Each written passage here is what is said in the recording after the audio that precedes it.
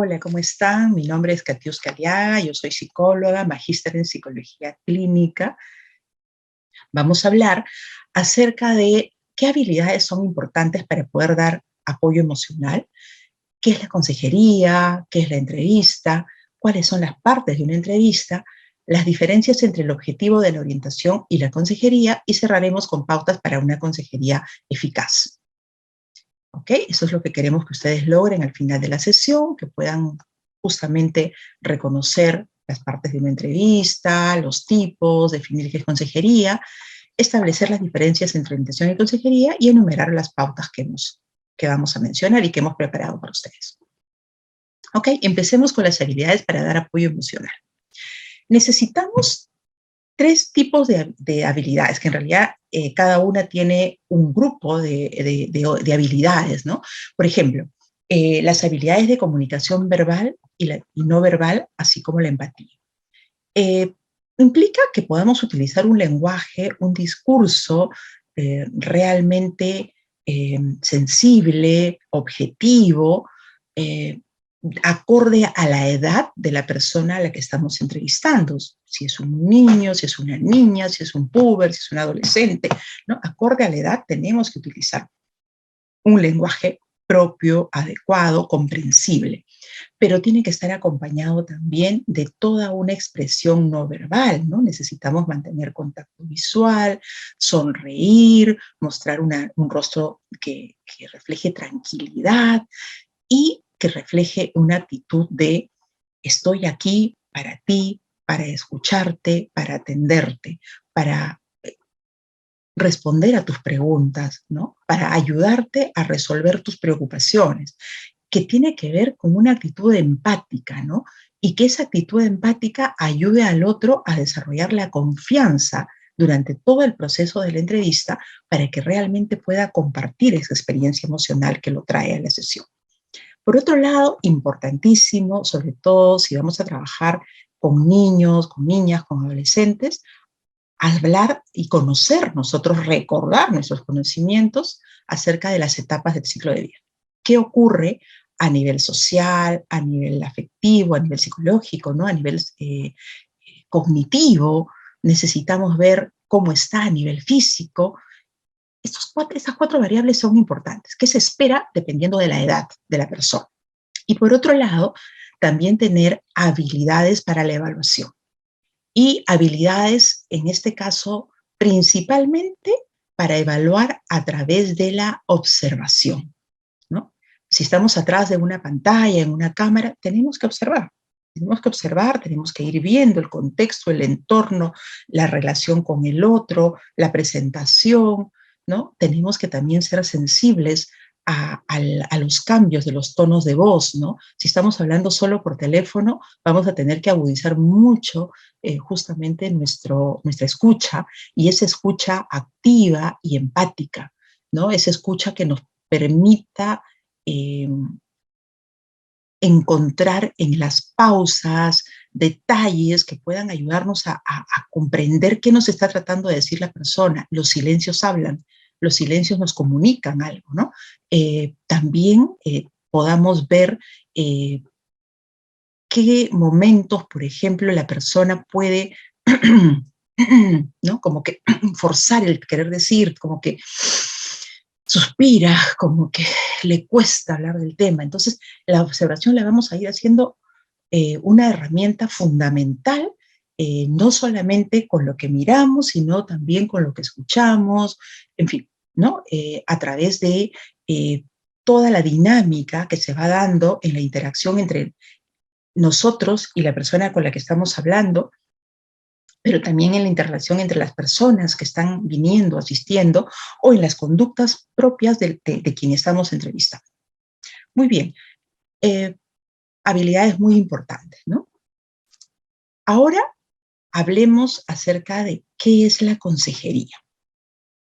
Entonces, la consejería tiene que ver con fundamentalmente el trabajo que está orientado a ayudar a las personas a resolver esas situaciones o problemas de la vida diaria, ¿no? que se le presentan y que se le presentan como digamos, posibilidades, no como obstáculos, sino como posibilidades para que pueda desarrollar madurez, para que pueda tener un crecimiento psicológico, ¿ya? Es importante ver que la consejería tiene como característica su preocupación por la salud y por el desarrollo de las personas.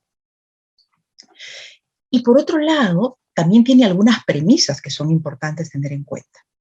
Una de ellas es que las personas son capaces de tomar sus propias decisiones y ser responsables de ellas. También las personas son capaces de ejercer un control sobre su propia vida, más de lo que ellas mismas a veces se imaginan. Y ahí estamos nosotros para ayudarlos a darse cuenta de ello, ¿no? Siempre tienen la libertad de elección. Nosotros no vamos a elegir, nosotros no les vamos a decir qué hacer. Son ellas las que van a elegir qué es lo que deciden y sobre qué se hacen responsable para su propia vida. Por otro lado, si tenemos que definir la consejería, vamos a definirla como una técnica que nos permite dar apoyo a través de una acción preventiva y orientadora a las personas o a los grupos para que puedan tomar sus propias decisiones o resolver problemas. Entonces, dicho esto, vamos a pasar ahora a hablar acerca de la entrevista. ¿Ya? Miren, hemos hablado de las habilidades, ¿no? Que es estas habilidades que necesitamos nosotros, los entrevistadores. Hemos hablado qué es la consejería y ahora hablemos de la entrevista, porque la consejería se desarrolla a través de una entrevista. Y la entrevista es una técnica, ¿no? Es una técnica muy importante, es una herramienta fundamental para el psicólogo, ¿no? En la formación del psicólogo nosotros, por ejemplo, llevamos los cursos de técnicas de observación y entrevista, ¿no? Porque es fundamental en nuestra labor. Y cualquier persona que trabaja en contacto con personas que vienen a consultarle sobre temas de salud, sobre temas, en fin, de su vida diaria, es importante todo profesional o técnico en salud que conozca qué es una entrevista y que sepa hacerla, ¿no? Entonces, como les decía, la entrevista es una técnica donde se da una interacción entre dos o más personas. O sea, hay un entrevistador y hay un entrevistado o entrevistados, ¿no? Es un intercambio verbal que nos ayuda a reunir datos durante un encuentro de carácter privado, y resalto la palabra privado y cordial, ¿no es cierto? No podemos entrevistar en cualquier lugar, tenemos que cuidar la privacidad del otro. Pero esta entrevista no es una conversación cualquiera, es una conversación que tiene un objetivo definido. Y guardemos esta palabra objetivo definido porque lo vamos a ver dentro de un ratito. ¿Cuáles son los tipos de entrevista? Hay tres grandes tipos, ¿no? Hay muchos tipos de entrevista, pero vamos a usar esa clasificación. La estructurada, que es aquella que hacemos nosotros, digamos, tenemos un formulario con preguntas y respuestas, preguntas definidas para respuestas específicas. Vamos marcando de repente sí, no, de repente que diferencie o escoja alternativas, en fin. Tiene un formato, ¿no? Como su nombre lo dice, estructurado, con preguntas definidas, con posibilidades de respuestas definidas. Los formatos o los tipos de entrevistas inestructuradas, por el contrario, tienen más un carácter más cualitativo, ¿no? Es una entrevista inestructurada, es una entrevista que se va dando, va surgiendo a través de la conversación y que nosotros vamos capturando elementos de la conversación que son importantes y para que ayuden a la persona a resolver ese problema y vamos contactándonos con ella a través de este diálogo. Por otro lado, existen las entrevistas semiestructuradas, donde también tienen algunas partes donde hay contenidos que hay que llenar sí o sí y algunas partes que responden a este diálogo que va surgiendo en la interrelación con el entrevistado. Bien, entonces, cuando se lleva a cabo una entrevista, cualquiera fuera el tipo que tenga esta, estructurada, semiestructurada, inestructurada, tiene partes, ¿ya? Tiene 4 partes, fundamentalmente. Y eso es importante, por favor, que las recuerden. Estas 4 partes de la entrevista tienen que ver, uno, con la preparación. O sea, yo necesito, antes de estar en contacto con el otro, prepararme. Esa es parte de mi trabajo. Esa es parte de mi responsabilidad, de mi ética, estar preparado para atender a esa otra persona. ¿Qué tengo que hacer? Los he dividido en un cuadro al que le he llamado autoobservación terapéutica y hay otro cuadro que dice material requerido.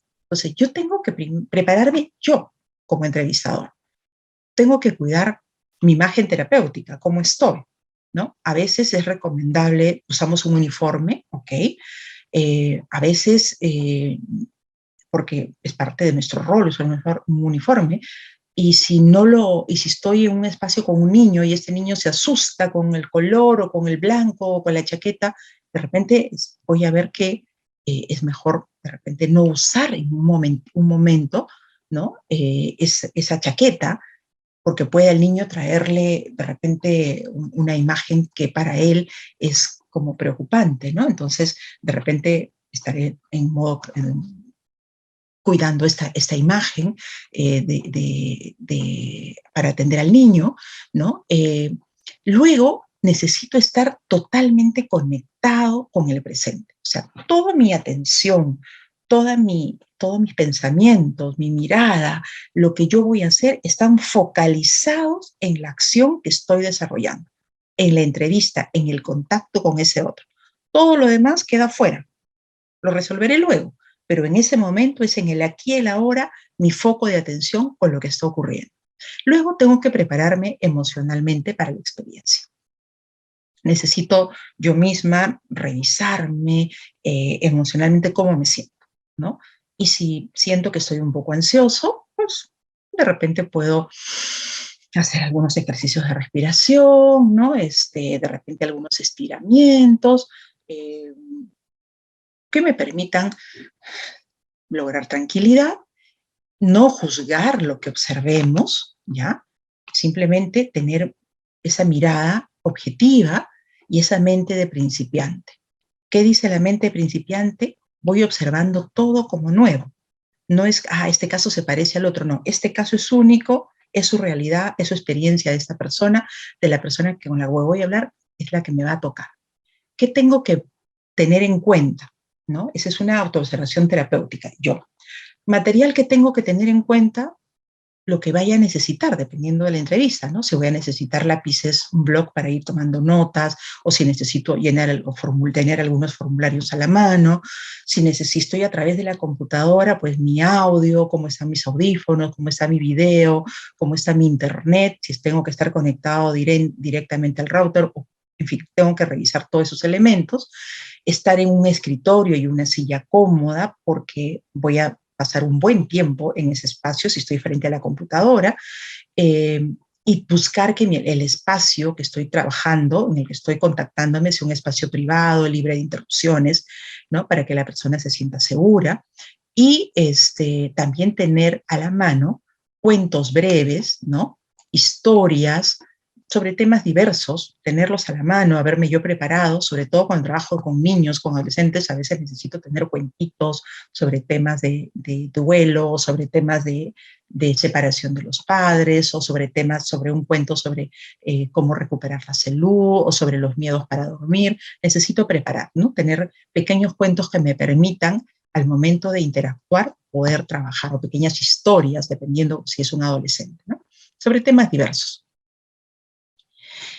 Después de la preparación, donde ya tengo todo mi espacio, yo me preparé, tengo mi espacio preparado, ya estoy en contacto con la persona.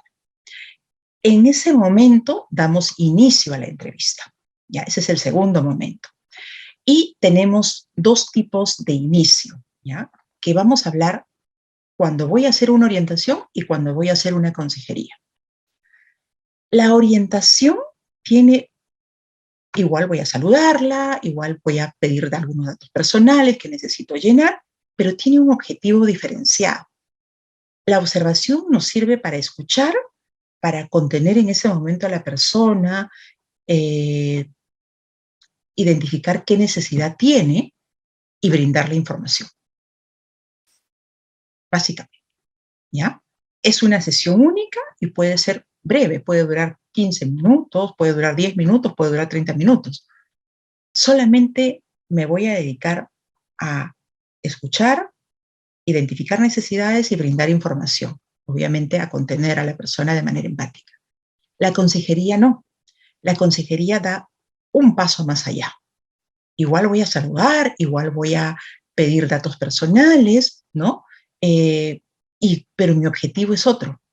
Mi objetivo va a ser escuchar, va a ser identificar el problema que trae la persona, ayudar a resolver y a tomar decisiones, darle un soporte emocional acerca de ese problema de la vida cotidiana con el que está llegando. Y puede darse en una o varias sesiones.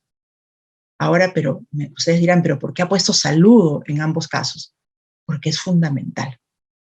El saludo es necesario. Hola, ¿cómo estás? A cada uno por su nombre. El saludo a la mamá, el saludo al papá, el saludo a la tía, el saludo al niño con su nombre, a la niña con su nombre, al adolescente con su nombre. El saludo es fundamental. Es el primer momento, el primer contacto para que después podamos tomar datos personales, para que después le podamos señalar cuál es el objetivo de nuestra reunión. Una vez que hemos tomado estos datos, hemos señalado el objetivo, estamos reunidos acá para, ¿no? Tal cosa, vamos a pasar al cuerpo, al desarrollo. Esto es lo que nos va a llevar mucho más tiempo, ¿ya? En la orientación identificamos necesidades. ¿Qué necesita la persona? ¿Qué quiere resolver? ¿Qué está buscando? ¿Información? ¿Está buscando algún dato en particular? ¿No?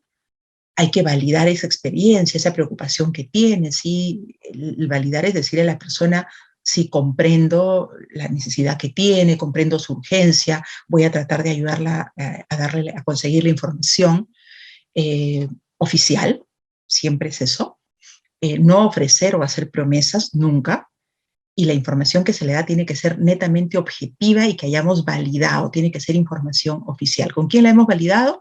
Con nuestros inmediatos superiores, ¿no? Con los jefes que están a cargo de la atención que estamos realizando. Y verificar que la persona sepa cómo establecer el contacto específico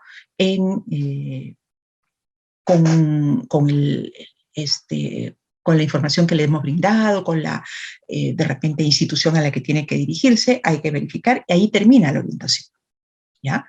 Estamos brindando información y terminamos. La persona va a decir sí, es lo que necesitaba y ahí queda. La consejería, sin embargo, se desarrolla de manera diferente. Vamos a identificar un motivo de consulta. ¿Por qué ha venido? ¿Qué le está preocupando? ¿Ya? Y nos vamos a centrar en un problema específico, un problema muy puntual. Vamos a usar en la consejería técnicas de resolución de problemas y toma de decisiones. Vamos a validar la experiencia emocional de la persona, ¿no? Comprendiendo lo que siente, reflejándose sus sentimientos, poniendo en palabras lo que ella no dice, ¿no? Siendo realmente genuinos con ellos, y vamos a verificar que una vez que hemos aplicado la técnica de resolución de problemas y toma de decisiones, la persona tenga claridad en la decisión tomada, ¿no? La vamos a ayudar a ordenarse. ¿Qué tiene que hacer? Paso 1, paso 2, ¿qué es lo mejor para ella? Y la persona va a ir dando sus propias respuestas. Yo creo que sería mejor que haga esto, que haga aquello, creo que sería tal cosa. Ok, la vamos a guiar, la vamos a orientar, y al final la persona va a decir, ok, yo decido que voy a hacer tal cosa, ¿no? Voy a ir por este lado, lo tengo más claro. Le ayudamos a poner en palabras todo lo que trae de manera objetiva y que se vaya con esa claridad. Por eso les decía que demora más tiempo, y el cierre, ¿no?, de la entrevista se va a dar a cabo haciendo un resumen breve. Esto es para ambos casos, ¿no? Siempre hacemos un breve resumen. Hoy día hemos hablado de tal cosa, ¿no? ¿Tiene alguna pregunta final? O si yo tengo alguna pregunta final, la puedo hacer, corroborar si se ha comprendido lo tratado o lo acordado, tanto por los padres o por los tutores, o por el niño o por la niña o por el adolescente, ¿no? Hay que despedirnos del niño, de la niña, del adolescente con palabras empáticas y de ánimo. Y también hay que despedirnos de manera empática de los padres o de los cuidadores.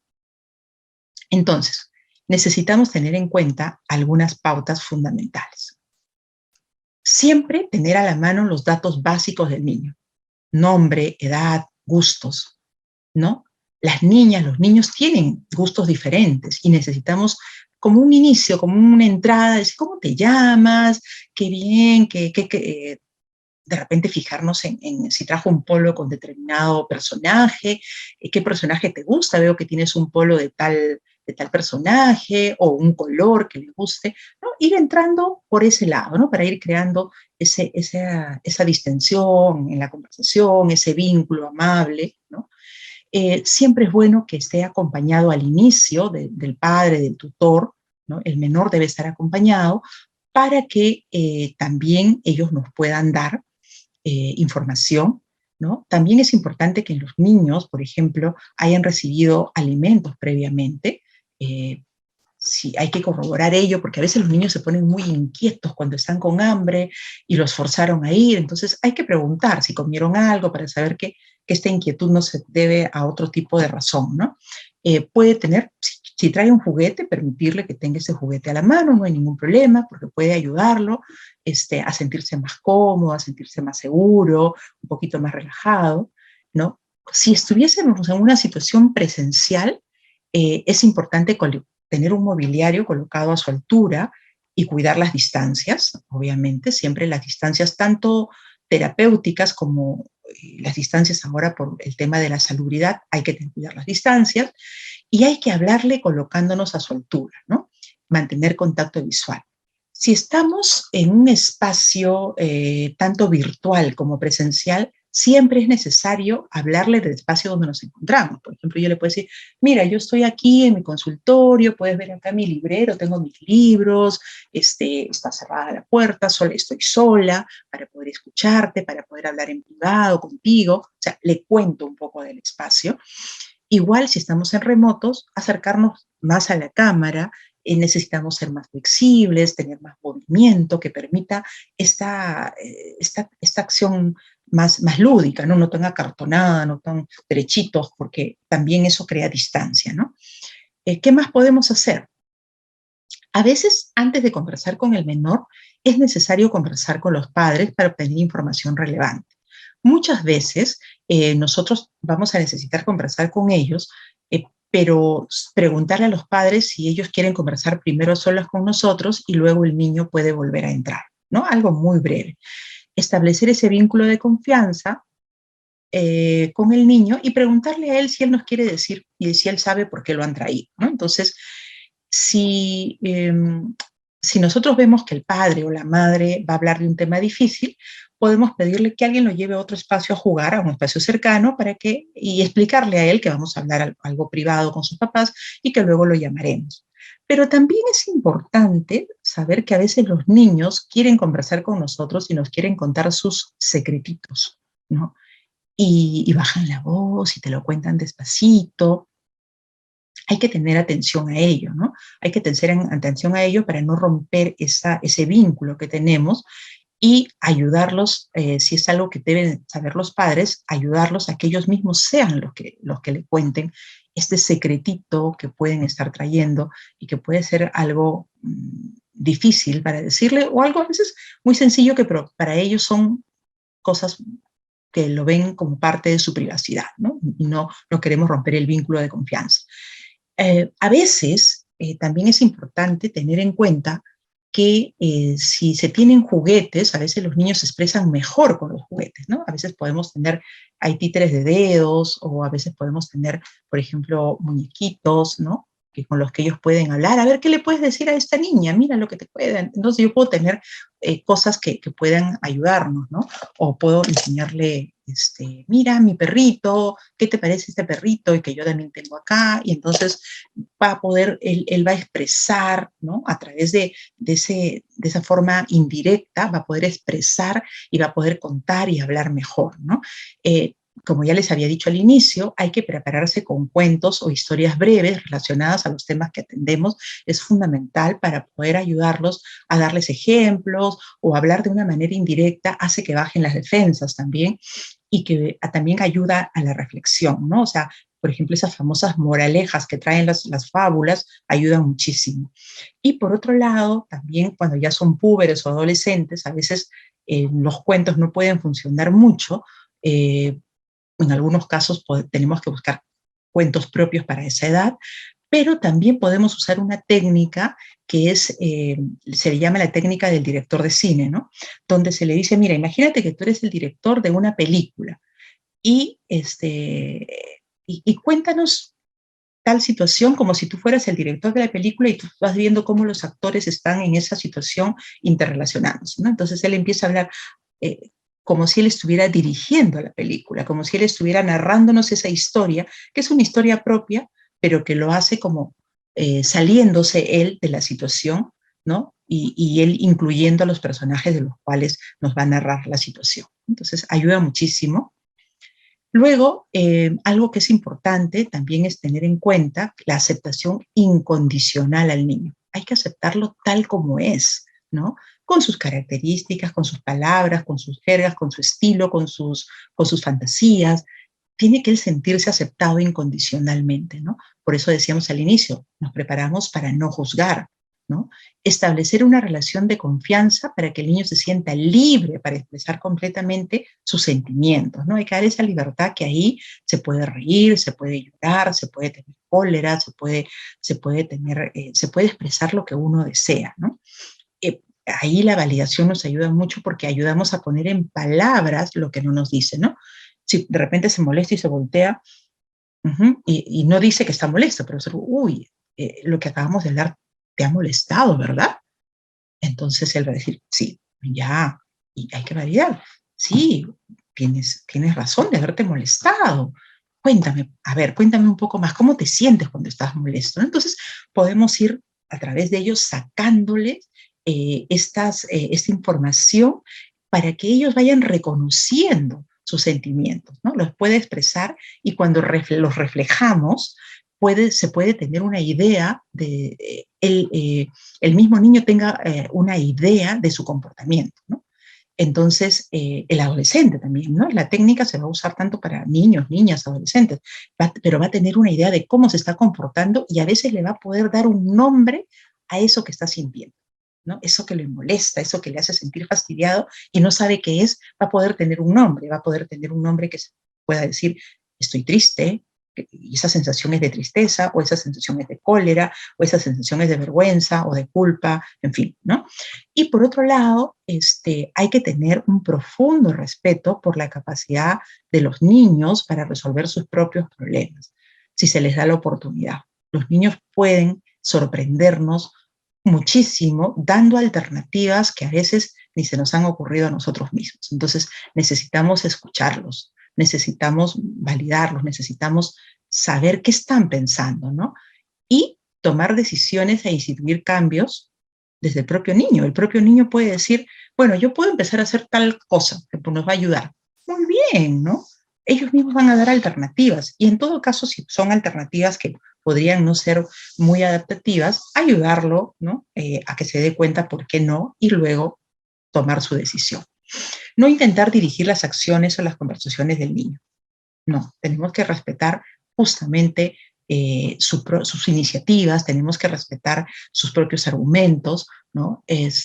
Para que él mismo se pueda escuchar y luego pueda también tomar decisiones y darse cuenta en qué necesita cambiar y qué no. Lo hacen.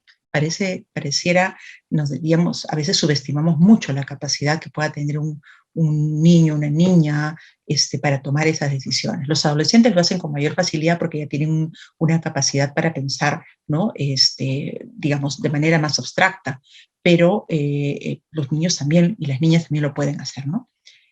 Y esta frase la encontré justamente, les he dejado al final los textos en los que me he basado, que el niño conduce el camino y el terapeuta lo sigue, ¿no? Tenemos que ser muy claros con ello para poder ayudarlos. Muy bien. Como conclusiones, ¿qué podemos decir? ¿No? Nuestras conclusiones pueden ser, el objetivo de la orientación es dar apoyo e información. El objetivo de la consejería es ayudar a la persona a resolver un problema específico de la vida cotidiana y nosotros ser un facilitador para que logre tomar acción, ¿no? La entrevista es un intercambio verbal entre dos o más personas con un propósito definido. Seguir los 4 momentos de la entrevista, la preparación, el inicio, el cuerpo y el cierre. Fundamental, por favor, ir preparados, prepararse, no improvisar, ¿ya? saber qué hacer en el inicio de la entrevista, saber que el cuerpo dura más, el cuerpo de la entrevista, el desarrollo de la entrevista dura más, cuál es el objetivo que tenemos que desarrollar ahí y el cierre de la entrevista que tenemos que hacer. Y recordar que el niño tiene la capacidad para dar información y también para ofrecer soluciones. ¿Ok? Aquí les he puesto las bibliografías que he utilizado, que por si os interesa alguno profundizar y darle una miradita más a este tema. Y eso sería todo. Muchísimas gracias.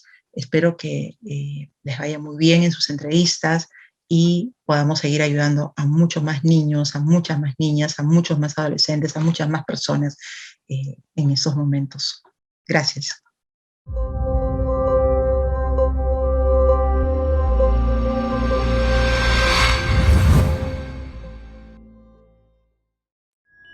Bicentenario del Perú, 2024. Gobierno del Perú.